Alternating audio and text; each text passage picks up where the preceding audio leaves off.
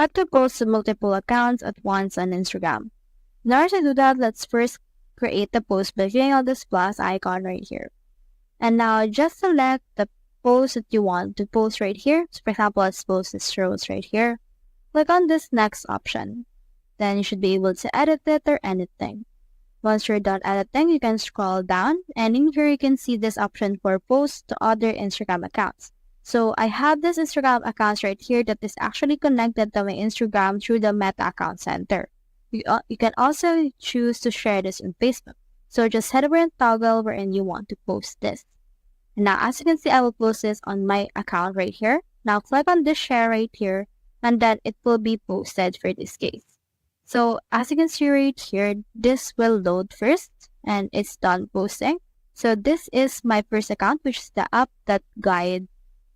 And when we try to head over to the other account for this case, you can see that it actually already posted this other rows 15 seconds ago, which is the same time as my other account.